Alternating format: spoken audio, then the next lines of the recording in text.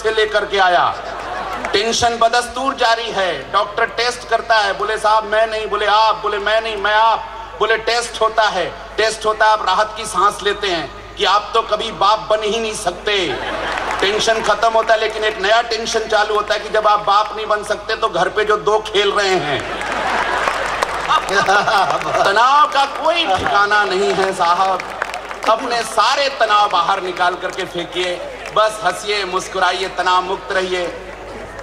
सुनील जोगी जी ने कहा कि मनमोहन सिंह मोड पर रखिएगा अपने मोबाइल्स को। मैं एक छोटी सी बात याद आ गई साहब। रोज अखबार खोलते हैं, एक प्रश्न आता है कि कोयला घोटाले में मनमोहन सिंह कितना खा गए। रोज एक प्रश्न चलता है टेलीविजन पर कि मनमोहन सिंह ईमानदार हैं या भ्रष्ट है। मेरा अपना व्यक्तिगत मानना है, सरदार लोगों की उपस्थिति है बहुत ज्यादा। मेरा अपना मानना है मनमोहन सिंह कुछ भी हो सकते हैं लेकिन भ्रष्ट नहीं हो सकते। क्यों करना पड़ता है उन्हें ऐसा? एक छोटी सी घटना से आपको जोड़ता हूं, आपके मन को खोलता हूं। एक रेलवे स्टेशन पर ट्रेन रुकी, एक डब्बे में से सरदार जी उतरे। सरदार जी उतर करके टीसी की तरफ बड़े गेट से बाहर निकलने के लिए, सरदार जी ने टीसी को देखा, टीसी ने सरदार जी को देखा। सरदार जी थोड़ा सा पीछे हटे। टीसी समझ गया सरदार जी के पास टिकट नहीं होगा।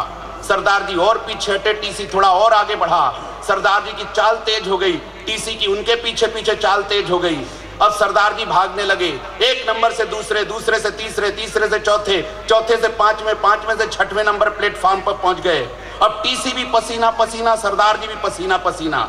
टीसी ने सरदार जी को पीछे से कॉलर से पकड़ा, बोले सरदार जी टिकट। तो सरदार जी ने पीछे की जेब से टिकट निकाला, बोले ये ले टिकट। तो टीसी हैरान रह गया, बोले कमाल है सरदार जी, जब आपके पास टिकट था तो आपने मेरे को 6 नंबर प्लेटफॉर्म तक क्यों दौड़ाया? तो अपने सरदार जी ने मुस्कुरा करके जो जवाब दिया, कहीं वो अपने देश के प्रधानमंत्री का जवाब लगे तो आगे से पीछे तक तालियों का महोत्सव दिखे। टीसी ने कहा सरदार जी जब आपके पास टिकट था तो आपने मेरे को 6 नंबर प्लेटफॉर्म तक क्यों दौड़ाया? तो सरदार जी ने मुस्कुरा करके जवाब दिया, ऐसा है टीसी साहब कि मेरे पास तो टिकट था लेकिन मेरे साथ जो 30-35 लोग थे उनमें से किसी के पास टिकट नहीं था। बहुत बढ़िया।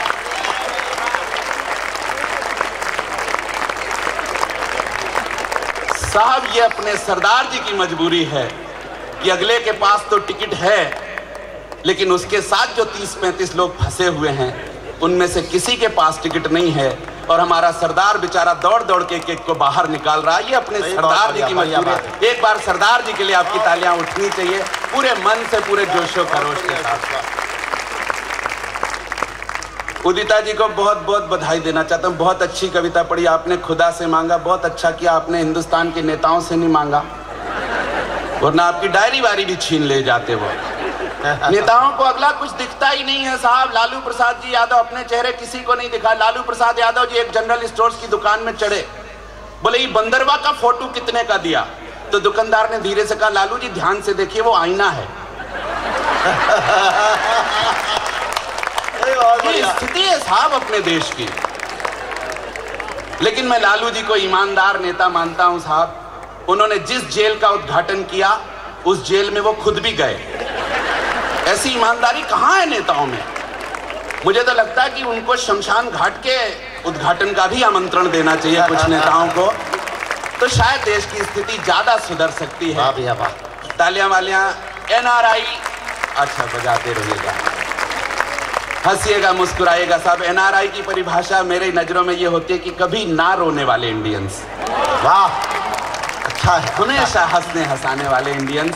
बस हंसिएगा, मुस्कुराइएगा। ऐसे ही आपके चेहरे की मुस्कुराहट थोड़ी सी चौड़ी हो जाएगी तो मुझे भी बहुत अच्छा लगेगा साहब। समय की अपनी सीमाएं हैं, इसलिए वो कहना चाहता हूं। बाबा रामदेव के काले धन का जिक्र किया गया। बाबा रामदेव का अपना, बाबा रामदेव के योग के कारण जागरूकता बहुत आई आदमियों में, तो क्या जानवरों तक में जागरूकता आ गई साहब। इसलिए बाबा राम, मेरा एक मित्र है मेरे पास चला है, बोले सुंदरानी जी नमस्ते। मैंने कहा नमस्ते। बोले सांस लेने में तकलीफ होती, क्या करूं? मैंने कहा कितने बजे उठता है? बोले जी सुबह के 8 बजे। मैंने कहा तकलीफ होएगी होएगी। सुबह के 6 बजे तक बाबा रामदेव के सारे चेले खींच खींच के सारी ऑक्सीजन खत्म कर देते हैं। उसके बाद तो तू उठता है। ताजी हवा मिले तो मिले कहां से तेरे को? अरे बोले भाई साहब मजाक कर रहे यार, सही सही बता। अरे मैंने कहा तकलीफ है सांस में तो बाबा के पास जाओ, बाबा के पास हर चीज का इलाज। अब साहब वो कनखल चला गया हरिद्वार, बाबा के चरणों में लेट गया। बोले बाबा सांस लेने में तकलीफ होती, क्या करूं? बाबा बोले बेटा कितने बजे उठता है? बोला जी सुबह के 8 बजे उठता हूं। बाबा ने मुस्कुरा कर कहा बेटा जल्दी उठा कर, जो जल्दी उठेगा वो फायदे में रहेगा। वो लौट आया बाबा की बात मान करके, सुबह 4 बजे घूमने निकल पड़ा। उत्तर भारत का इलाका, ठंड, कोहरा, अंधेरा, धुंध। एक चोर मिल गया, उसने चाकू दिखा के रुपए पैसे घड़ी वड़ी सब उतरवा ली। वो रोता रोता बाबा के पास गया, बोले बाबा आपके चक्कर में तो मैं लुट गया। बाबा मुस्कुरा करके बोले बेटा मैंने पहले ही कहा था, जो पहले उठेगा वो फायदे में रहेगा। चोर तुझसे पहले उठ गया था इसलिए वो फायदे होगा, बेटा तू और पहले उठा कर। तो साहब ये बाबाओं का अपना गणित है साहब। मैं बहुत बहुत प्रणाम करता हूँ बाबा रामदेव जी को, जिन्होंने अपना योग का विस्तार किया। बंबई आप प्रकाश बहुत है, लाइट बहुत है। मैं बहुत छोटे से कस्बे से आया हूँ, वहाँ लाइट का आंख मिचौली चलती रहती है साहब। बाबा रामदेव के मेरा एक और मित्र आया, आखिरी बात कह के एक छोटी सी कविता रखूंगा। स्वागत है, बहुत अच्छा। बहुत तेजी से दौड़ रहे हैं, जिनको आमंत्रित किया था वो आ गई होंगी होता है साहब, बुलाया टाइम से है। मुझे लगता है आयोजकों ने अलग अलग समय दिया श्रोताओं को, कुछ को 5 बजे, कुछ को 6 बजे, कुछ को 7 बजे। तो सब श्रोता अपने अलग अलग टाइम पर आ रहे हैं। मैं प्रणाम करता हूँ साहब। हमारे यहाँ लाइट की आंख मिचौली चलती रहती। मेरा एक और मित्र आया, बोले मुझे भी सांस लेने में तकलीफ होती, क्या करूं? मैंने कहा बाबा के पास जाओ। बोले इतने पैसे नहीं हैं। तो मैंने कहा पैसे नहीं है तो सुबह 5 बजे टीवी पर बाबा प्रकट होते हैं, योग सिखाते हैं, टीवी देख योग सीख। बोले यार ये बहुत अच्छी सलाह दी। कितने बजे बाबा प्रकट होते हैं? मैंने कहा सुबह 5 बजे। वो नहा धो के तैयार होके टीवी के सामने खड़ा हो गया। सुबह 5 बजे बाबा जी बालकृष्ण जी के साथ प्रकट हुए। बोले भक्तों पलथी मार कर बैठिए। वो बेचारा पालथी मार के बैठ गया। बोले अब आप अपनी आंख बंद कीजिए। उसने अपनी आंख बंद कर ली। बोले अब दाईं ओर से सांस जोर से खींचिए। उसने खींच ली, लाइट गोल हो गई। अब साहब आंख बंद है, सांस खिंची है। वो सोचता बाबा बोले तो सांस छोड़ूं, अब बाबा टीवी पे हो तो बोले। आधे घंटे बाद लाइट तो आ गई, लेकिन अगले की सांस वापस नहीं आई। और मजेदार बात तो यह है कि 4 घंटे तक पता ही नहीं चला कि बाबा जी हैं कि गए। सोचे दादाजी योग कर रहे हैं साहब, ये बाबाओं का अपना काम है। बस ऐसे ही हंसते मुस्कुराते रहिएगा, तालियां वालियां बीच में बजाते रहिएगा। मैं तालियां किसी कविता का मापदंड नहीं होती, लेकिन पुरुषों जितने भी एनआरआईज बैठे, जितने भी पुरुष वर्ग बैठे, उनसे कहना चाहता हूं कि तालियां मापदंड नहीं होते। हमारे किसी बड़े कवि ने कहा कि हर चीज का, हर जन्म का आपका एक कोटा फिक्स है। आपको एक जन्म में कितनी सांसें लेनी है, कोटा फिक्स है। ना तो एक सांस कोई कम लेगा, ना एक सांस कोई ज्यादा लेगा। आपको एक जन्म में कितना हंसना है, कोटा फिक्स है। ना तो कोई कम हंसेगा, ना ज्यादा हंसेगा। उसी प्रकार हे ज्ञानी पुरुषों, आपका एक जन्म का ताली बजाने का भी कोटा फिक्स है। उस कोटे को इसी जन्म में खत्म कर लेना। जो पुरुष इस जन्म में ताली बजाने का कोटा खत्म नहीं करते, उन्हें भगवान अगला एक विशेष जन्म देता है, जिसमें घर घर जाकर ढोलक के साथ तालियां बजानी पड़ती हैं। इसलिए अपना अगला जन्म कतई खराब मत कीजिएगा, तबीयत से बजाते रहिएगा। भाई साहब बहुत बहुत धन्यवाद देता हूं। मेरी अपनी समय सीमा, एक कविता जिसके कारण आज मैं इन बड़े कवियों के बीच में उठने बैठने लायक हुआ हूं। आदरणीय हरिओम पवार जी की उपस्थिति है। मैं इस मंच पर क्षमा चाहता हूं, मेरी फ्लाइट लेट हो जाने के कारण उन्हें 1.5 घंटे मेरे जैसे छोटे कवि का इंतजार करना पड़ा। ये उनकी महानता है कि उन्होंने बिना कोई शिकन लाए मेरा इंतजार किया। मैं बहुत बहुत आभारी हूँ। मैं उनके चरणों को प्रणाम करता हूँ, चरणों की धूल को प्रणाम करता हूँ, धूल में लगे के कण को प्रणाम करता हूँ, कण में छिपे हुए अणुओं को प्रणाम करता हूँ, अणु में छिपे हुए लाखों परमाणुओं को प्रणाम करता हूँ, प्रत्येक परमाणु में छिपे इलेक्ट्रॉन, प्रोटॉन, न्यूट्रॉन को प्रणाम करता हूँ। कुल मिला के मैं अशोक सुंदरानी पवार जी को इलेक्ट्रॉनिक प्रणाम करता हूँ कि मेरी इस छोटी सी भूल को क्षमा करेंगे।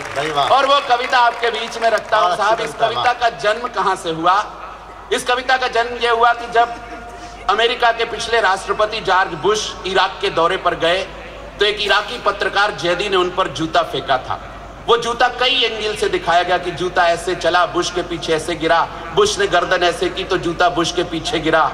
जूता बुश, बुश जूता टेलीविजन पर 6 महीने तक दिखाया जाता रहा। छोटे छोटे बच्चे एनिमेशन गेम खेलने लगे हमारे कि मैंने बुश को इतने मारे, मैंने बुश को इतने मारे।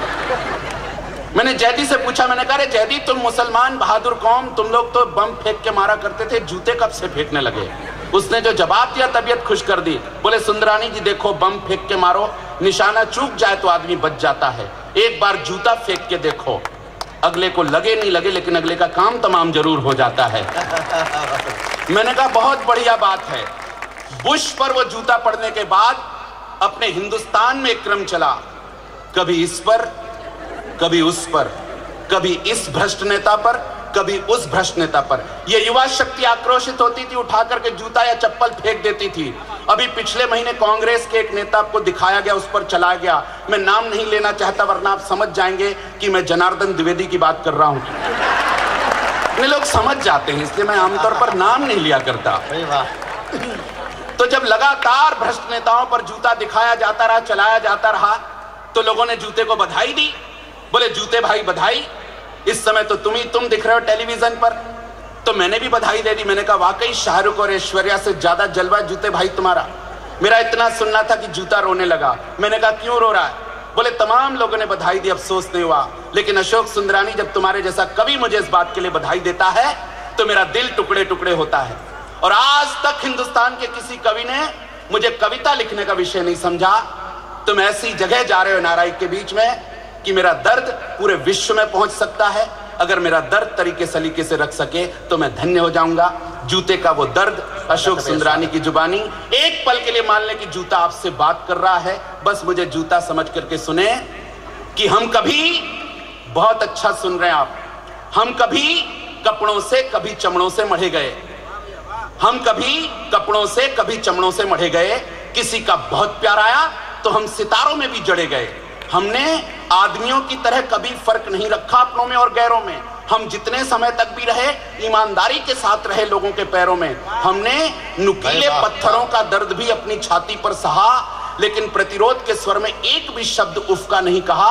आप लोगों ने इतने लंबे समय के त्याग, तपस्या और बलिदान का हमें ये क्या सिला दिया?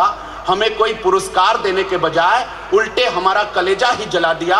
और हम अब तक आशिकों पर पढ़कर ही बहुत खुश थे यार, फिर हमें क्यों इन नेताओं पर चला दिया? वाह वाह वाह भैया, वाह वाह वाह, बहुत अच्छा। वाह, कोई 21 या 22 जगह सुनाई होगी, लेकिन जो प्रारंभ आपने दिया है मुझे लगता है आगे चल करके तो तालियों का परमाणु विस्फोट डाल देंगे आप मेरी झोली में। बहुत शानदार तरीके से उठाया आपने इस कविता को कि हम अब तक आशिकों पर पढ़कर ही बहुत खुश थे यार, फिर हमें क्यों इन नेताओं पर चला दिया? क्या समझते हैं आप कि इससे घटा इनका सम्मान है? नहीं भाई साहब, दरअसल ये सरासर हमारा अपमान है। वाह वाह वाह वाह, बस ये ऊर्जा बनाए रखिएगा, 2-4 मिनट और मजा आ जाएगा। क्या समझते हैं आप कि इससे घटा इनका सम्मान है? नहीं भाई साहब, दरअसल ये सरासर हमारा अपमान है, उड़ाया गया हमारा उपहास है, क्योंकि इन भ्रष्ट नेताओं से ज्यादा गौरवशाली हमारा इतिहास है। बहुत अच्छा भैया, बहुत बढ़िया कविता है भाई, वाह वाह। और इतिहास संभाले देश के सर्वश्रेष्ठ श्रोता, एक नाजुक एहसास सौंपना चाहता हूं नौजवान श्रोताओं को। वो या तो इस एहसास से गुजर चुके होंगे या गुजरने वाले होंगे। जूते के माध्यम से वो बात आप तक पहुंचे तो प्यार मिले कि उड़ाया गया हमारा उपहास है, क्योंकि इन भ्रष्ट नेताओं से ज्यादा गौरवशाली हमारा इतिहास है। हम स्कूल जाते हुए बच्चे की प्रथम चाह बने, हम स्कूल जाते हुए बच्चे की प्रथम चाह बने। हमने पहुंचाया लोगों के पैरों को हमेशा आराम। हम नहीं कभी भी किसी के लिए आह बने। हमने खोजी खेतों के बीच में से भी पगडंडियां, लड़खड़ाते कदमों की हमेशा राह बने। और हम ही थे जो जीजा और साली के मधुर रिश्तों के प्रारंभ के प्रथम गवाह बने। हम ही थे। और अब फैलाता हूं झोली आपके सामने। 11 साल की काव्य साधना की सर्वश्रेष्ठ पंक्ति पूरे विश्वास के साथ आपको सौंपता हूं, और पीछे तक तालियों का महोत्सव, आपकी तालियां बजाने की क्षमता, ऊर्जा, अवधि तीनों देखना चाहता हूं। इससे अच्छा मां सरस्वती ने कुछ भी नहीं लिखवाया मुझसे कि हम ही थे जो जीजा और साली के मधुर रिश्तों के प्रारंभ के प्रथम गवाह बने। हमने सर्दी की चुभन और गर्मी की तपन, और गर्मी की तपन दोनों को बराबर सह के लोगों को उनकी मंजिलों तक पहुंचाया। और जब हम उतरे मर्यादा पुरुषोत्तम भगवान श्री राम के चरणों से, तो अयोध्या का शासन 14 बरस तक हम ही ने चलाया। बहुत अच्छे, वाह वाह वाह वाह वाह वाह वाह वाह वाह।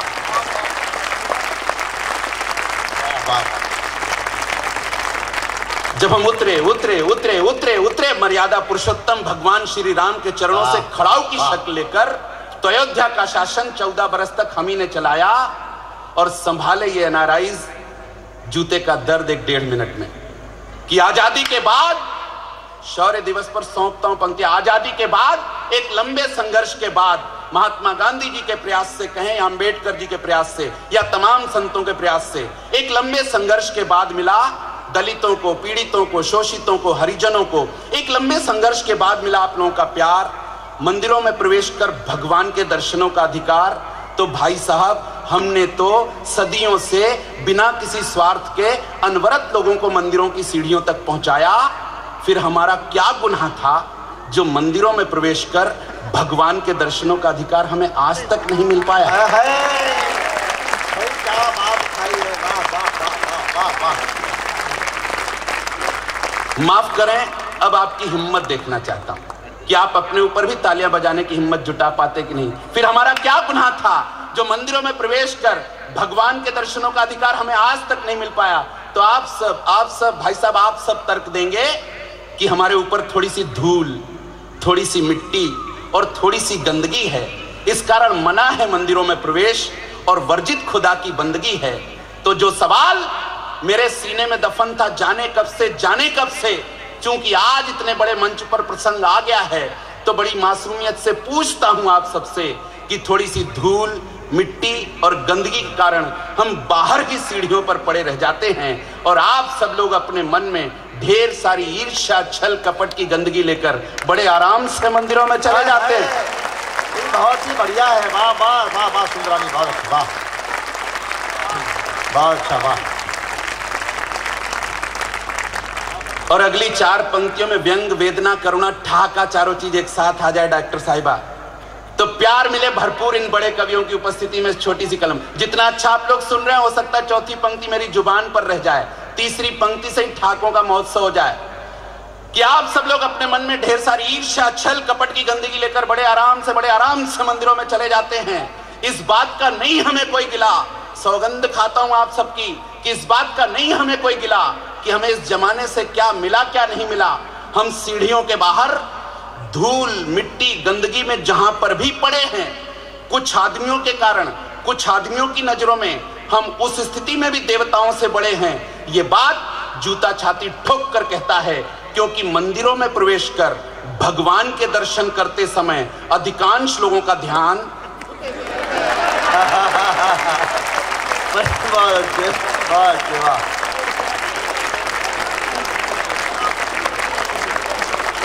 वाह वाह वाह वाह। इस बात का नहीं हमें कोई गिला कि हमें इस जमाने से क्या मिला क्या नहीं मिला। हम सीढ़ियों के बाहर धूल, मिट्टी, गंदगी में जहां पर भी पड़े हैं, कुछ आदमियों के कारण, कुछ आदमियों की नजरों में हम उस स्थिति में भी देवताओं से बड़े हैं। ये बात जूता छाती ठोक कर कहता है, क्योंकि मंदिरों में प्रवेश कर भगवान के दर्शन करते समय अधिकांश लोगों का ध्यान भगवान से ज्यादा हम जूतों पर रहता है, क्योंकि उन सबका मानना है प्रत्येक क्षण प्रति पल कि भगवान के दर्शन आज करो या कल, भगवान तो यही मिलेंगे। नहीं, वाह वाह वाह। आप लोगों ने लिखी है क्या कविता? देखो सर जी, समझदार दर्शनार्थी वही होते हैं जो नए जूते चप्पल पहन करके मंदिरों में जाते हैं तो अपने जूते चप्पल उतार कर ऐसी जगह रखते हैं जहां से भगवान भी दिखे। आप सब अनुभवी लोग हैं, मैं क्या कविता सुनाऊंगा आपको। लेकिन मां सरस्वती जब आशीर्वाद देती है तो कहती कविता वहां ले जाकर खत्म करना जहां इतने बड़े लोग नीचे बैठ करके तुम्हें प्यार और श्रद्धा के साथ सुनते हैं। कविता का क्लाइमैक्स, कविता का उपसंहार पूरे विश्वास के साथ आपके हवाले करता हूं। इससे अच्छा कहीं इस कविता को नहीं सुना गया। बहुत अच्छे श्रोता हैं आप लोग, कविता का उपसंहार संभाले, पूरे विश्वास दे, प्यार दे कि कोई फर्क नहीं पड़ता, कोई फर्क नहीं पड़ता कि हम कहां कहां नहीं पहुंचे। हमें तसल्ली और खुशी इस बात की है कि हम कहां कहां पहुंचे। हम लोगों के मकान, लोगों के दुकान, लोगों के कारखाने, लोगों की मिल तक पहुंचे। भाई साहब, हम ही थे जो जिद पर आए तो लोगों के जिगर, लोगों के दिल तक पहुंचे। और जब हम पड़े हिंदुस्तानी सैनिक के पैरों में तो दुश्मनों को खदेड़ने कारगिल तक पहुंचे। वाह वाह वाह वाह वाह। जब हम पड़े हिंदुस्तानी सैनिक के पैरों में तो दुश्मनों को खदेड़ने कारगिल तक पहुंचे। और अब आपके अंदर का अन्ना फट पड़े कहीं भ्रष्टाचार के खिलाफ, तो आखिरी पंक्तियों में इस पंडाल को थरथरा देना कि जब हम पड़े हिंदुस्तानी सैनिक के पैरों में तो दुश्मनों को खदेड़ने कारगिल तक पहुंचे। भरोसा था हमें, विश्वास था हमें, जब तक हम हिंदुस्तानी सैनिक के पैरों में हैं, दुश्मन सैनिक हमारे भारतीय सैनिक का कुछ भी नहीं बिगाड़ पाएगा। हमारा सैनिक एक हाथ में तिरंगा और बंदूक लेकर जरूर सरहद के उस पार जाएगा। लेकिन तभी मेरे विश्वास की किरण गहरे अंधेरे में कहीं जाकर के फंस गई। दुश्मन सैनिक की एक गोली आई और मुझे और मेरे विश्वास को चीरती हुई उस भारतीय सैनिक के पैरों में धंस गई। तब पहली बार समूचा ये गरिमामय सदन माफ करे, तब पहली बार समस्त जूता संस्कृति को भूलकर पहली बार मेरी जुबान पर कोई बड़ी भद्दी सी गाली आई थी, क्योंकि किसी भ्रष्ट नेता ने मेरी खरीद तक में दलाली खाई थी। वाह वाह वाह वाह, अरे बहुत ही बढ़िया, वाह वाह वाह। पहली बार मेरी जुबान पर कोई बड़ी भद्दी सी गाली आई थी, क्योंकि किसी भ्रष्ट नेता ने मेरी खरीद तक में दलाली खाई थी। इसके बाद भी भाई साहब, ये जहां हैं भले हैं चंगे हैं। इन्हीं के कारण देश की आधी आबादी के लोग भूखे हैं, नंगे हैं। इन्हीं के कारण सारे झगड़े, फसाद और दंगे हैं। दंगा इनके लिए सिर्फ कुर्सी का खेला है, और इन दंगों को मासूमों ने और हम ही ने सबसे ज्यादा झेला है। पिछले दंगे के बाद जब नेताजी ने अपनी कुर्सी मासूमों के खून से धोई थी, तो सीता की चप्पल सलमा के सैंडल के गले लिपट करके फूट कर रोई थी। इसलिए अगर हम कपड़े के हैं, चमड़े के हैं, तो हमें काटिए, छांटिए, बेशक अपने पैरों में लाने के लिए कई टुकड़ों में बांटिए। अगर हम प्लास्टिक या नायलॉन के हैं तो हमें तपती भट्टी की आंच में जलाइए, गलाइए, लेकिन भगवान के लिए हमें इन भ्रष्ट नेताओं पर मत चलाइए, हमें इन भ्रष्ट नेताओं पर। वाह। एक बार पूरा पंडाल तालियां बजा दे। जूता जैसे विषय से इतनी बढ़िया कविता बुनना, निकालना किसी बहुत कुशल कवि का कौशल हो सकता है। आपकी तालियां बता रही हैं, और धीरे धीरे कवि सम्मेलन कहाँ तक जाएगा ये भी मुझे पता चल रहा है। मैं बहुत बधाई देता हूँ अशोक सुंदरानी को कि उन्होंने एक कविता में, एक विषय में न जाने कितनी सारी चीज़ें समेट दी। उसमें व्यंग भी था, हास्य भी था, शौर्य भी था, देशभक्ति भी थी, और बहुत सारे विषयों पर एक कविता के माध्यम से उन्होंने टिप्पणी की। मैं बधाई देता हूँ। और जो लोग भी बीच में आ जा रहे हैं, उनसे अनुरोध है कि कोशिश करें कि ना उठें। बहुत बाधा हो, बहुत दिक्कत हो तभी उठें। हमारे बीच अतिथि आ गए हैं, श्री अशोक कुमार शर्मा जी, जो आपके यहाँ नवी मुंबई के पुलिस कमिश्नर हैं। मैं उनका बहुत बहुत स्वागत करता हूं। वो कहाँ हैं, जहाँ भी हैं, मैं उन्हें मंच की ओर से प्रणाम प्रेषित करता हूं। आदरणीय शर्मा जी, मैं आपको प्रणाम करता हूं।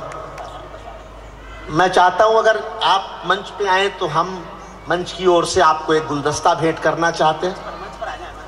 मंच पर आ जाएं, सम्मान जिम्मेदारी होती है, और मैं चाहता हूं आप सब भी अपने पुलिस कमिश्नर को पहचान लें।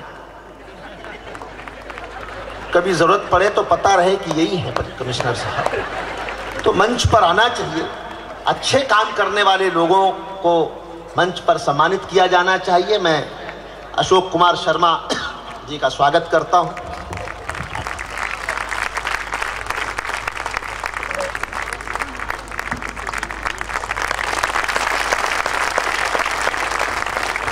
ये आपका काम है, पुलिस के प्रति लोगों का प्रेम है, जो तालियों से आपका सम्मान कर रहे हैं। ये तालियां और घनीभूत करें। आज के हमारे मुख्य अतिथि हैं Subodh Kumar ji, x PMC commissioner यहाँ हैं। उनसे भी अनुरोध है कि वो हमारे अतिथि हैं। सुबोध जी ना चाहिए कि वो जहाँ आए हैं एनआरआई के कॉम्प्लेक्स में, वहाँ लोगों ने उन्हें प्यार से, मोहब्बत से, सम्मान से ये अवसर प्रदान किया है। उनका स्वागत है। और आरडी त्यागी साहब, एक्स मुंबई पुलिस कमिश्नर भी यहाँ हैं। आरडी त्यागी साहब को भी मैं आमंत्रित करता हूँ। विजय दिवस के अवसर पर इतने बड़े अधिकारी और पुलिस के एक्स और वर्तमान भूतपूर्व और अभूतपूर्व दोनों पुलिस कमिश्नर यहाँ हैं। ये एक ऐतिहासिक क्षण है कि विजय दिवस पर इनकी उपस्थिति है। आइए आदरणीय आरडी त्यागी साहब, आपका स्वागत है।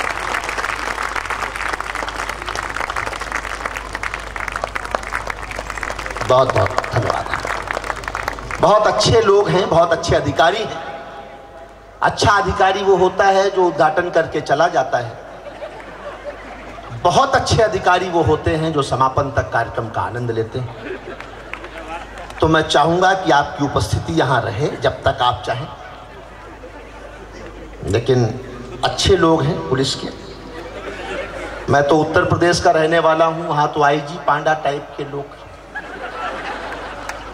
लेकिन चलिए, बहुत बढ़िया कविता जहां पे उन्होंने छोड़ी, शौर्य पर, सीमा पर ले जाकर, मैं उस सीमा के स्वर को आमंत्रण देता हूं। अशोक चारण राजस्थान की माटी से यहाँ एक ऐसा ताज़ा, ऐसा नया स्वर है जिनको आप सुनेंगे तो भीतर आपके गीत की खुशबू भी होगी और ये विजय दिवस का आज उत्सव भी सार्थक होगा। युवा पीढ़ी में एक अच्छी पहचान बनाने वाले कवि का नाम होता है अशोक चारण। शिव अमर ने कहा कि या बदचलन हवाओं का रुख मोड़ देंगे हम, या खुद को वाणी पुत्र कहना छोड़ देंगे हम, जिस दिन भी हिचकिचाएंगे लिखने में हकीकत, कागज को फाड़ देंगे, कलम तोड़ देंगे। इस खुददारी को जीने वाले कवि का नाम होता है अशोक चारण। वो पवार जी की पीढ़ी आगे बढ़ाने का काम उस परंपरा का कर रहे हैं। एक बार युवा कवि के लिए भरपूर तालियों से आप स्वागत करें। जयपुर से पधारे श्रुति को, आपको और मंच को प्रणाम कर रहा हूं। विजय दिवस पर मैं आप तमाम लोगों को अपने हृदय के अंतस्थल से बधाइयां सौंपना चाहूंगा। निवेदन कर रहा हूं, एक टिप्पणी के साथ अपना काव्य पाठ आप तमाम लोगों के बीच में। कविताओं पर आप लोगों की तालियां जिस तरह बज रही है, मैं आशान्वित हूं कि आप मेरी कविताएं भी उसी ताजगी के साथ सुनेंगे। स्वागत। मैं एक टिप्पणी के साथ अपनी बात की शुरुआत कर रहा हूं और कहीं इस तरह का मुझे लगे कि अभी तक ऊर्जा, क्योंकि हमें ऊर्जा के एक ऐसे आगार तक पहुंचना है जो जहां पर खड़े हो जाते हैं वहां से लाइन लगना शुरू हो जाती है। वो सबसे अध्यक्षीय काव्य पाठ आदरास्पद हरिओम पवार जी यहाँ पर विराजमान हैं। लोग एक बात कहते हैं, मेरी एक टिप्पणी आपकी बजने वाली तालियों की अनंत गड़गड़ाहट मुझे आदेशित करेगी। मैं कविता सुनाऊंगा। मैं महाराष्ट्र की धरती पर खड़ा होकर एक टिप्पणी कर रहा हूं। लोग एक बात कहते हैं कि भारत के लोगों में भारत के प्रति कोई आस्था नहीं, भारत के लोग भारत से मोहब्बत नहीं करते, भारत के लोगों में राष्ट्रीयता नहीं। देशभक्ति का उदाहरण गिनाने वाले लोग अमेरिका में सुबह 4 बजे रेडियो पर बजे हुए उस राष्ट्रगीत का उदाहरण दे देंगे जिसे सुनकर एक चोर सावधान की मुद्रा में खड़ा हो गया था, लेकिन उन शहीदों का उदाहरण कभी नहीं देंगे जो करगिल की सीमाओं पर अपने प्राणों को न्यौछावर कर इस देश की इतिहास को बनाने के लिए सदैव तत्पर रहे। मैं एक टिप्पणी के साथ अपनी बात कर रहा हूं। राजनेताओं के हम कितने बड़े देशभक्त हैं, एक टिप्पणी आपकी बजने वाली तालियां मुझे ऊर्जा देंगी। मैं गुलाबी शहर जयपुर से आपके बीच में हूं। राजनेताओं के भाषणों को सुनाने के लिए करोड़ों रुपए खर्च कर दिए, पर उनको सुनने के लिए देश इकट्ठा नहीं हुआ। जाने कितनी अर्धनग्न बालाओं ने चौराहों पर खड़े होकर नृत्य की प्रस्तुतियां दे दी, पर उनको देखने के लिए देश इकट्ठा नहीं हुआ। धर्म गुरुओं ने देश को उपदेश सुनने के लिए बुलाया, पर उन उपदेशों को सुनने के लिए यह देश इकट्ठा नहीं हुआ। पर दिल्ली के रामलीला मैदान में खड़े होकर 72 साल के एक बूढ़े अन्ना हजारे ने आवाज दी और पूरा देश इकट्ठा हो गया। मुझे बताया जाए कि देशभक्ति में कमी कहां है। मैं 4 पंक्तियां पढ़ता हूं, तालियों को थोड़ा सा घनीभूत आप लोग करें। अन्ना को 3 दिन तिहाड़ जेल में उन बदतमीज नेताओं के साथ रखा गया जिनके साये में खड़े हो जाएं तो देवदूतों के चरित्र खराब हो जाएं। मैं 4 पंक्तियां पढ़ना चाहता हूं, सुन लीजिएगा और पहुंच जाए तो मुझे आदेशित कीजिएगा। मैं एक कविता पढ़ूंगा आपके बीच। कि जाग उठा देश, जाग उठा परिवेश, शेष रास्ता है थोड़ा, हम मंजिलों के पास हैं। जाग उठा देश, जाग उठा परिवेश, शेष रास्ता है थोड़ा, हम मंजिलों के पास हैं। भंवर से पार हुई नाव देख लीजिए कि आ गई समीप और साहिलों के पास है, आ गई समीप और साहिलों के पास है। किंतु सभ्यता के ध्वज की ये बागडोरी अभी क्या बताएं आपको कि जाहिलों के पास है। और दिल्ली में अन्ना को गिरफ्तार किया तो लगा कि राजधानी अभी तक कातिलों के पास है, राजधानी अभी तक कातिलों के पास है। 4 पंक्तियां और पढ़ता हूं। मुंबई में बार बार आना हुआ, मुंबई की तालियों में इतनी ठंड तो राजस्थान में पड़ रही है, लेकिन यहाँ तालियों में इतनी ठंडक कैसे हो गई? 4 पंक्तियां और पढ़ रहा हूं, सुन लीजिएगा। एक भाषा इस देश की मान ले या इस देश की जनता की मान ले, अनशन पर कोई भी बैठे, एक भाषा तो ये देश बोलना चाहता है कि जनता के अरमानों की जो रखवाली करे, चैन उन्हें एक ना अनेक दिए जाएंगे। बुलंदी नेताओं में इरादों की अगर होगी, बैरियों के द्वारा घुटने टेक दिए जाएंगे। पर कुर्सियों के लोभी और स्वार्थ की आग में जनता के भाव घर सेक दिए जाएंगे, जनता के भाव घर सेक दिए जाएंगे। तो अब दिल्ली दरबार वालों को सचेत करो, ऐसे नेता कुर्सियों से फेंक दिए जाएंगे, ऐसे नेता कुर्सियों से फेंक दिए जाएंगे, ऐसे नेता कुर्सियों से फेंक दिए जा। अब ताली के लिए नहीं कहूंगा, 4 पंक्तियां पढ़ूंगा कि गुजरात में बापू के ख्वाब सारे ध्वस्त हुए, जम्मू कश्मीर फिर जार जार हो गए। वो गुलाबी शहर भी अब लाल दिखता है, रक्षा में हवाओं के झोंके शुमार हो गए। तो भूलते हैं निज धर्म, करते घिनौने कर्म, लोकतंत्र कैसे तेरे संस्कार हो गए। और संसद में गड्डियां उछाली गई नोटों की, तो तिरंगे के तीनों रंग शर्मसार हो गए, तिरंगे के तीनों रंग शर्मसार हो गए। तिरंगे के हम किसी पार्टी के व्यक्ति नहीं हैं, हम किसी राजनीतिक दल से कोई सरोकार नहीं रखते हैं। मैं 4 पंक्तियां हर रात पढ़ रहा हूं इस देश में जहां कवि सम्मेलन में हूं, और इससे प्रतिबद्धता के साथ पढ़ रहा हूं कि जिस दिन देश ने मना कर दिया उसी रात ये छंद बंद कर दिया जाएगा। मैं पार्टी का विरोधी नहीं हूं, मैं वक्तव्य का विरोधी हो सकता हूं, पर व्यक्तित्व का विरोध कर सकता हूं, मैं विचारधारा का विरोध कर सकता हूं, मैं व्यक्ति का विरोध नहीं करता। देश का कानून मंत्री सलमान खुर्शीद ये बात कहता है कि अरविंद केजरीवाल फर्रुखाबाद आ तो जाएं, लेकिन वहां से निकलकर बता दें। देश का कानून मंत्री अगर इस तरह गुंडों की भाषा बोलने लगे, मैं हर रात ये छंद पढ़ रहा हूं, जिस दिन आप लोगों ने मना कर दिया उस दिन बंद कर दिया जाएगा। मैं 4 पंक्तियां आपके हवाले करता हूं, पहुंच जाए, आप बता दें मुझे पढ़ना है कल या नहीं। मैं निवेदन करना चाहता हूं कि अपने घरों में आग लगती दिखाई दी, तो होठों पर रात दिन के प्रलाप आ गए। अपने घरों में आग लगती दिखाई दी, तो होठों पर रात दिन के प्रलाप आ गए। और देशभक्त सपेरों ने एक बीन क्या बजाई, निकल निकल कितने ही सांप आ गए। देशभक्त सपेरों ने एक बीन क्या बजाई, निकल पंक्तियां पढ़ रहा हूं कि निकल निकल कितने ही सांप आ गए। तो एक कानून मंत्री के द्वारा बातें खून वाली, दिल्ली में तो हिजबुल के भी बाप आ गए। एक कानून मंत्री के द्वारा बातें खून वाली, दिल्ली में तो हिजबुल के भी बापू आ गए। और बोलने की भी तमीज रत्ती भर जीने नहीं, संसद में कैसे ये सड़क छापू आ गए, संसद में कैसे ये सड़क छापू आ गए, संसद में कैसे ये सड़क छापू आ गए। ये गांधी की, गौतम की और महावीर की धरती है। देश कहां से चला और कहां पर आकर खड़ा हो गया, कहीं अखबारों में पढ़ा हो, टीवी में देखा हो, मुझे बताएं। मैं एक कविता आप लोगों के मध्य खड़ी करने की कोशिश कर रहा हूं, सुनिएगा कि ये गांधी की, गौतम की और महावीर की धरती है, इसीलिए ये मर्यादा का उच्चारण भी करती है। फिर सोचो कि अपराधों का कारण क्या हो सकता है, कोई कैसे लोकतंत्र की लाशों पर सो सकता है। क्योंकि सामाजिकता भूला, मानव मन कमजोर हुआ, भ्रष्ट तंत्र का रूप धार कर मौसम आदमखोर हुआ। जब विद्यालय में अध्यापक इश्क लड़ाने लगता है, जब विद्यालय में अध्यापक इश्क लड़ाने लगता है, तो बच्चा विद्यालय में पिस्तौल चलाने लगता है, तो बच्चा विद्यालय में पिस्तौल चलाने लगता है, तो बच्चा विद्यालय में पिस्तौल चलाने लगता है।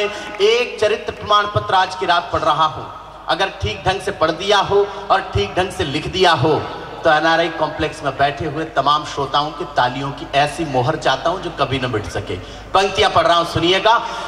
हो सकता है असीम का मुद्दा आप लोगों के सामने है। एक भले आदमी ने कुछ कार्टून क्या बना दिए, उसको जेल हो गई। मैं एक बात करना चाहता हूं कि अभिव्यक्ति अगर इतनी बाधित इस देश में हो गई है, हो सकता है कल मुझे भी जेल हो जाए, लेकिन मैं पढ़ूंगा मैं पढ़ूंगा क्योंकि जनता सुनना चाहती है और इससे बड़ी बात है कि मैं कहना चाहता हूं, इसलिए पढ़ूंगा। निवेदित कर रहा हूं, सुनिएगा कि सेवा करने की कहकर जो मेवा खाने निकले हैं, सेवा करने की कहकर जो मेवा खाने निकले हैं, उजियारे का आश्वासन देश। बात अगर पहुंच जाए तो अपने हाथों को आकाश की तरफ लहराते हुए तालियों की गड़गड़ाहट करना, मेरा हौसला बढ़ सके। कि सेवा करने की कहकर जो मेवा खाने निकले हैं, उजियारे का आश्वासन दे क्षमा बुझाने निकले हैं, बनकर बगुला भगत तटों पर मछली खाने निकले हैं, ये प्रहरी बनकर खेतों का धान चुराने निकले हैं, ये प्रहरी बनकर खेतों का धान चुराने निकले हैं, ये नक्कारे नाविक हैं जो नाव डुबाने निकले हैं, ये झोपड़ियों को महलों के ख्वाब दिखाने निकले हैं, ये रामायण और कुरान में जंग कराने निकले हैं, मंत्री बनकर भंवरी के संग इश्क लड़ाने निकले हैं, मंत्री बनकर भंवरी। बहुत बहुत आभार आपका, बहुत बहुत प्रणाम आपको, बहुत अच्छा। कि मंत्री बनकर भंवरी के संग इश्क लड़ाने निकले हैं, लोकतंत्र के श्वेत वेश पर दाग लगा घोटालों का। इससे ज्यादा खतरनाक बात कह रहा हूं, इससे ज्यादा तालियों की आकांक्षा रखता नहीं, उम्मीद रखता हूं। सुन लें कि लोकतंत्र के श्वेत वेश पर दाग लगा घोटालों का, नए बीज हम क्या बोए, ये मौसम है भूचालों का, नए बीज हम क्या। नए कवियों को कोई आगे बढ़ाने की नहीं सोच रहा, तब भी ये पंक्ति प्रासंगिक हो जाती है। ये तो हरिओम पवार जी जैसे संस्कारित चाणक्य हैं जो मुझ जैसे विद्रोही चंद्रगुप्त को मगध सम्राट बनाने का सपना देखते हैं, वरना कोई ऐसा है नहीं, कोई ऐसा है नहीं जो नई पीढ़ी के नवांकुरों को। मैं तो सच कहता हूं, ऐसे ऐसे कुंजर हैं जो अपने पांवों से कुचल कर निकलते हैं नए बीजों को। उनके कृत्य ऐसे हैं कि कुंजरों के यहां से कैसे कह के यहां से ऊ की मात्रा हटा दी जाए, पर क्या करें साहब। मैं निवेदित करना चाहता हूं कि राजनीति गंदी है, इसमें पहला दोष हमारा है। राजनीति गंदी है, इसमें एक बात तो मैं कहना चाहूंगा, वोट बिकने लगे इस देश में।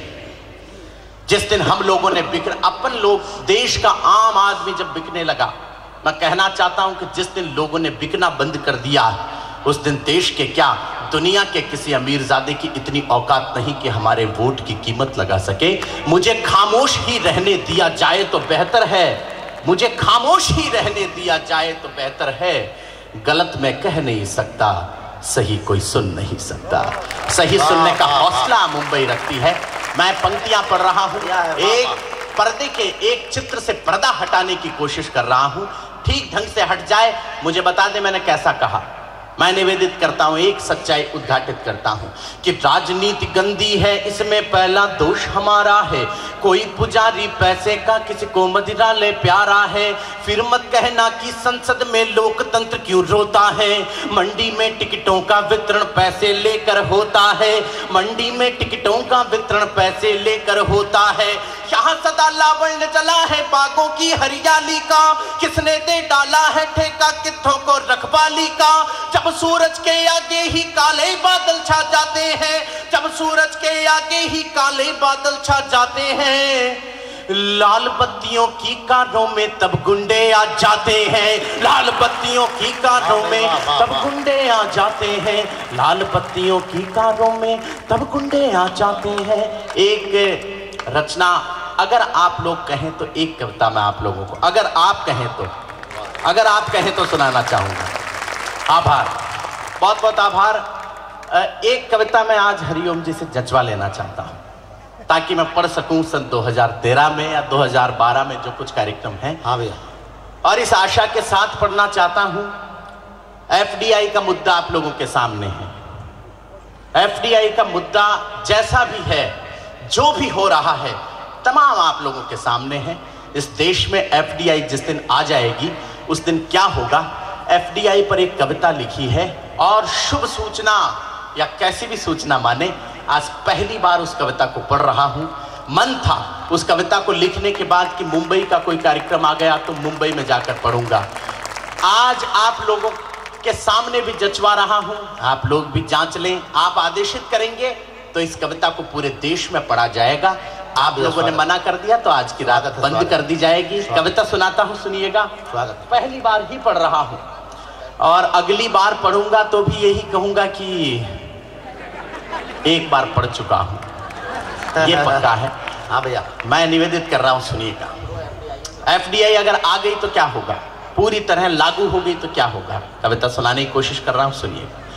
पूरब को झुलसाने आई है पश्चिम की गर्म हवा, पूरब को झुलसाने आई है पश्चिम की गर्म हवा, पुरवाई पर कब्जा करती है देखो बेशर्म हवा, पुरवाई पर कब्जा करती। पंक्तियां अगर पहुंच जाएं तो पहली बार सुना रहा हूं, इसलिए ज्यादा प्यार आप दें न दें, आप जांच कर मुझे बता दें, मैं देश में पढ़ना चाहता हूं कि पूरब को झुलसाने आई है पश्चिम की गर्म हवा, पुरवाई पर कब्जा करती है देखो बेशर्म हवा, जैसा उनका नाम है वैसा काम फिरंगी कर देंगे, मिला रसायन चंदन में उसको बेरंगी कर देंगे, मिला रसायन चंदन में उसको बेरंगी कर देंगे, पहले की जैसी ही उनकी आंखों में है मक्कारी।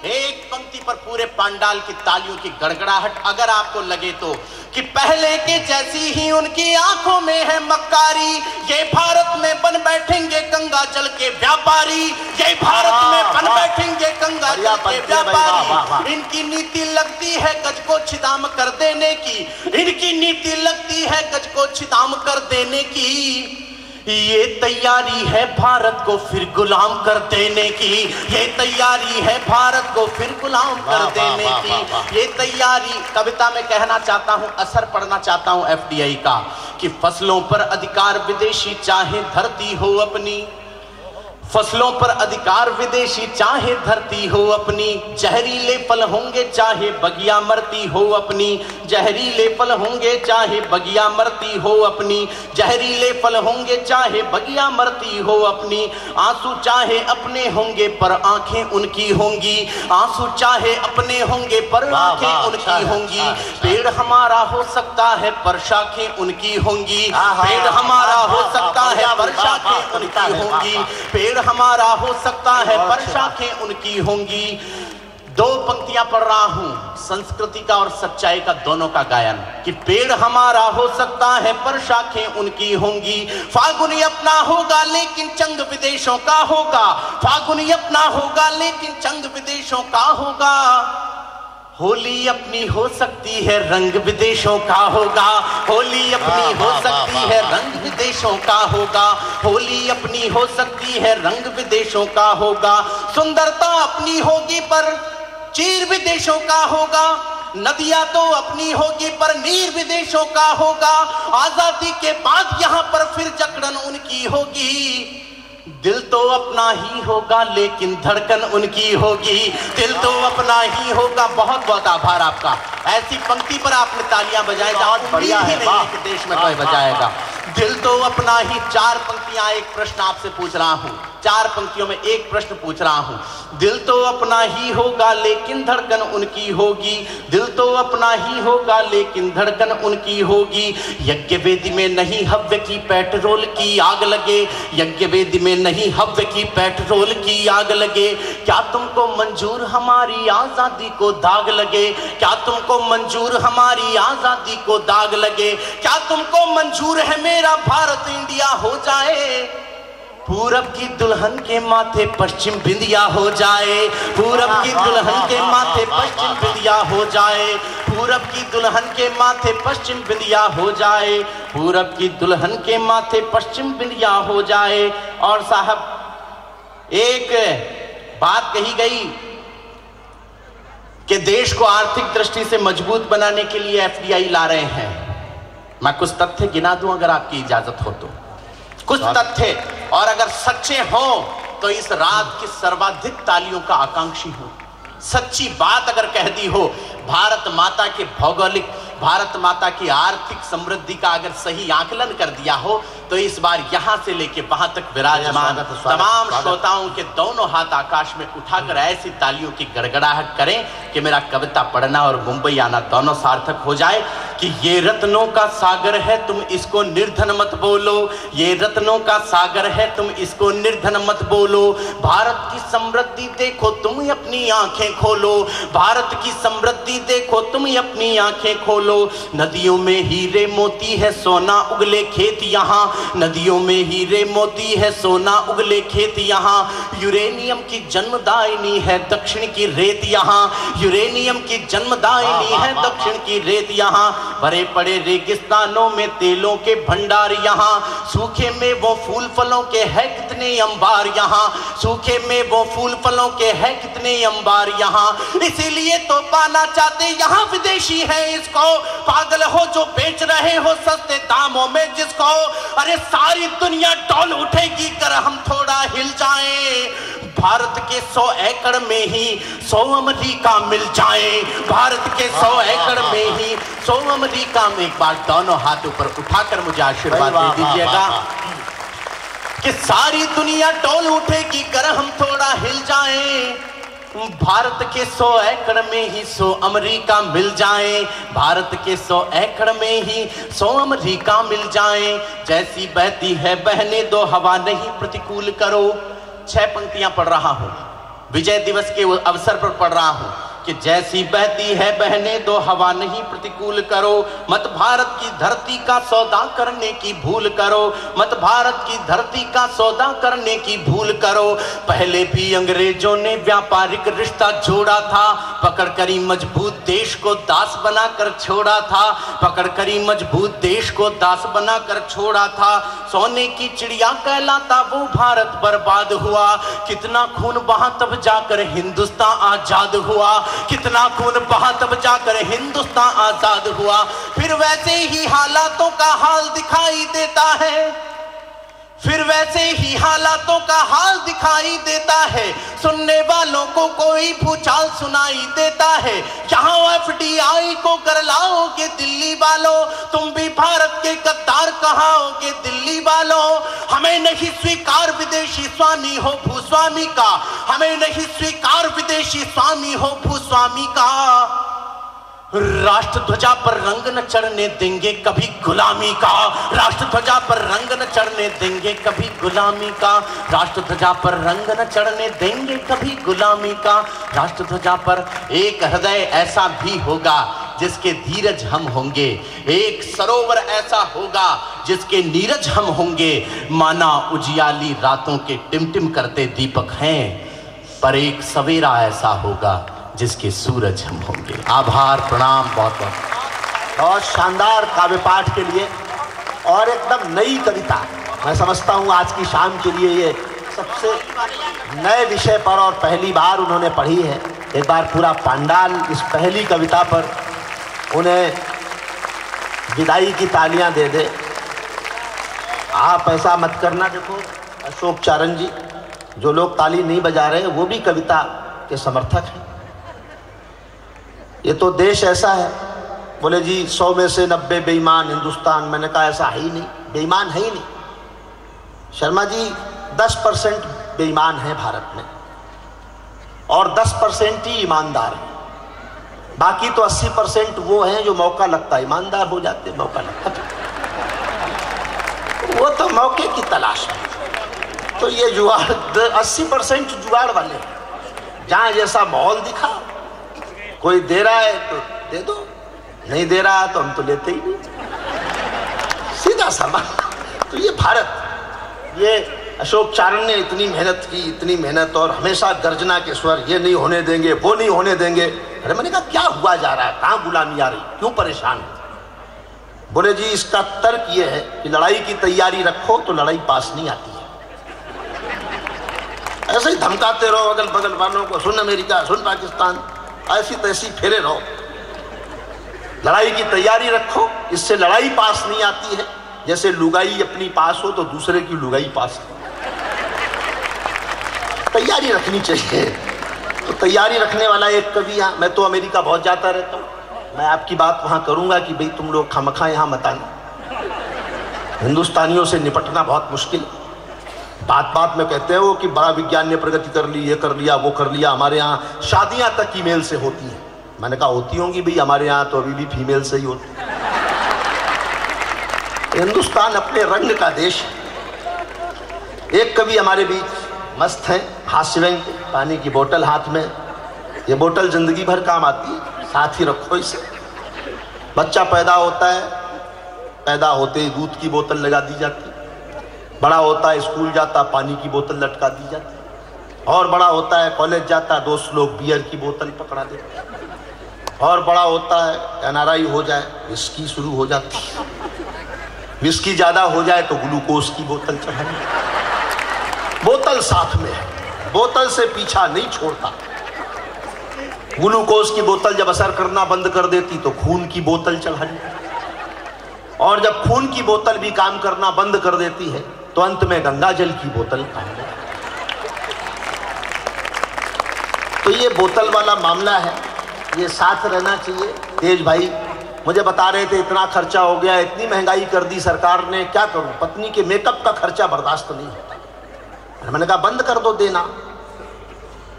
बोले बिना मेकअप के पत्नी बर्दाश्त नहीं। सबका दर्द है, बिना मेकअप की पत्नी बर्दाश्त सच में नहीं होती है।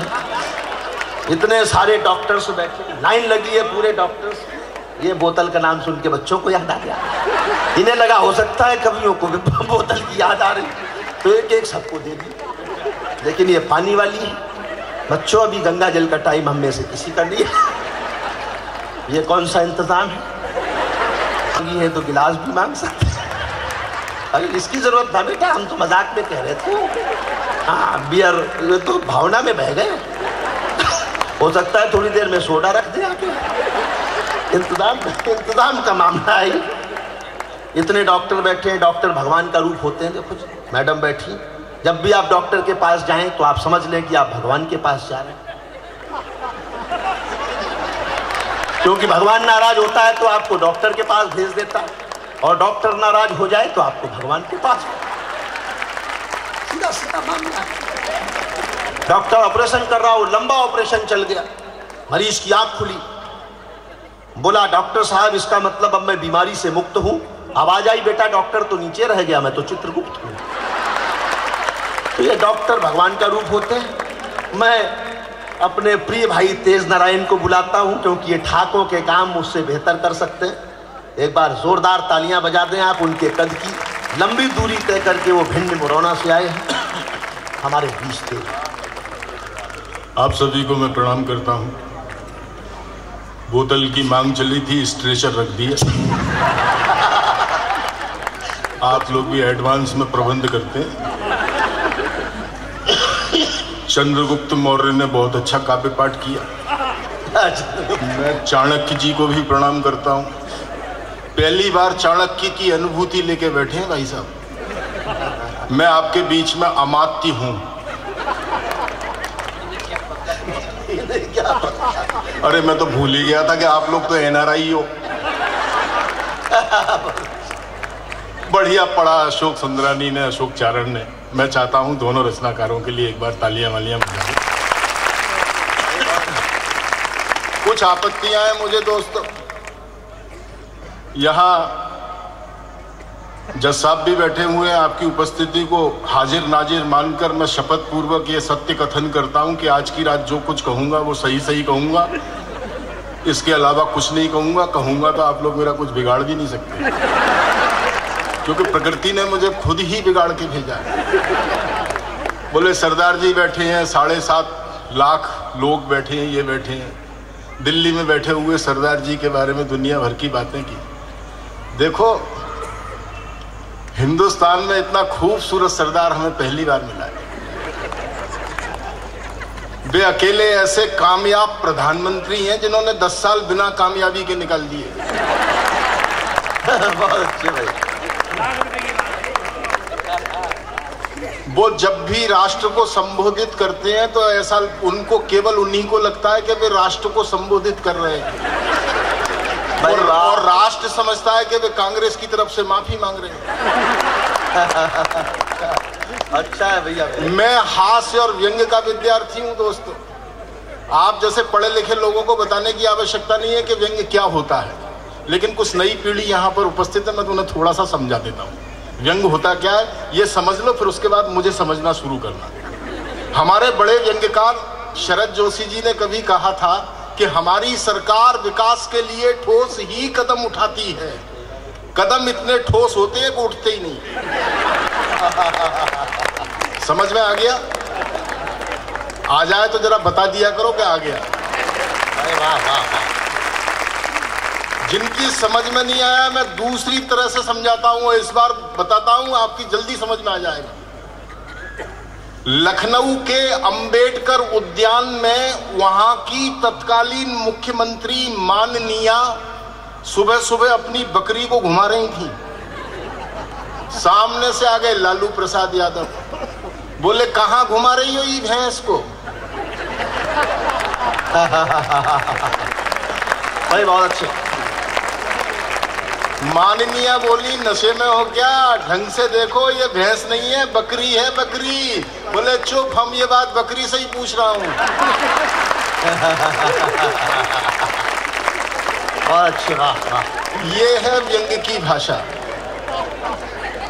बस यहां से मुझे सुनना प्रारंभ कर देना। अशोक ने जूते की बहुत अच्छी दुकान चलाई। इसने जिस दिन दुकान खोली थी जूते की, उस दिन मेरा समझ में नहीं आया था कारोबार, लेकिन उस दुकान से एक जो मुकम्मल जूता उसने बेचा है वो पूरे मन से आप लोगों ने सुना। मैं बस अपनी बात शुरू करता हूं। मैं मुरैना और भिंड से आता हूं जज साहब, जहां से सारे देश को डाकू सप्लाई किए जाते हैं। अच्छा है। मुरैना और भिंड से आता हूं, डरने की कोई आवश्यकता नहीं है। मेरे यहाँ की कमिश्नर साहब, मेरे यहाँ की भौगोलिक स्थिति ये है कि हर चौथा घर डाकू का है। मैं तीसरे नंबर के घर से आया हूं। डाकू होना हमारे यहाँ अभिशाप नहीं है, हम लोग उद्योग की तरह लेते हैं। 4 पंक्तियां सौंपता हूं, मेरे परिचय में ये कहते हैं साहब भिंड मुरैना से आया, ये आया वो आया। मैं अपने मुरैना जिले की ओर से 4 पंक्तियां सौंपता हूं। अगर मैंने जवाब ठीक दिया हो तो एक बार जरा मुझे चालू कर देना। अभी आपने चालू नहीं किया। हाँ भैया, स्वागत है। सुजाता जी ने भी बहुत अच्छी कविता सुनाई।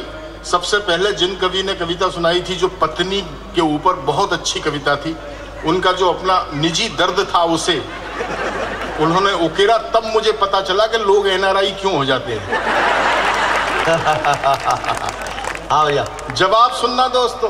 तोप तमंचे छुरे कतरनी पहने चाकू भेज दिए, सीमा की रक्षा करने कई वीर लड़ाकू भेज दिए। चंबल के बीहड़ में अब तो कविताएं लहराती हैं, जितने भी थे हमने चुनकर दिल्ली डाकू भेज दिए, जितने भी थे हमने चुनकर दिल्ली डाकू भेज दिए, जितने भी थे हमने चुनकर। कमिश्नर साहब, ये अशोक चारण है, पवार जी हैं, ये स्वतंत्रता संग्राम सेनानियों के कवि हैं और जिन्होंने स्वतंत्रता को संग्राम में बदल दिया, मैं उनकी हजामत बनाता हूं। बस यहां से मुझे सुनिएगा। एक बिल्कुल नई कविता। हाँ भैया, दिल्ली का परिदृश्य देखिए, पिछला आंदोलन देखिए, आंदोलन के बाद में जो दृश्य बदला उसे देखिए। बस समझ जाना, मैं इशारे में बात करता हूं और मेरा इशारा अगर आपने समझ लिया मैं धन्य हो जाऊंगा। बहुत आया हूं मैं मुंबई, बहुत मोहब्बत दी है शहर ने मुझे। यहां पहली बार आया हूं, मुझे ऐसा ना लगे कि मैं मुंबई के एक अलग कॉर्नर में चला गया जहां लोग मुझे जैसा सुनते हैं वैसा नहीं सुन पाए। बस ये पीड़ा लेके ना जाऊं। सुनिए, बहुत भारत माता की जय बोल ली, बहुत भारत माता की जय बोल ली, लो इनने भी दुकान खोल ली। बहुत भारत माता की जय बोल ली, लो इनने भी दुकान खोल ली। तुम तो आम आदमी के खासम खास आदमी बनने निकले थे, तुम तो आम आदमी के खासम खास आदमी बनने निकले थे, उसी आम आदमी की पार्टी बना डाली। बढ़िया बात है, वाह वाह वाह। तुम तो आम आदमी के खासम खास व्यक्ति बनने निकले थे, उसी आम आदमी की पार्टी बना डाली। ये राजनीति भी साली, ये राजनीति भी साली दिलो दिमाग में क्या क्या खलल मचाती है। प्रचार बाम का करती है और आदमी को मुन्नी बनाकर नचाती है। वाह वाह वाह वाह वाह वाह वाह वाह।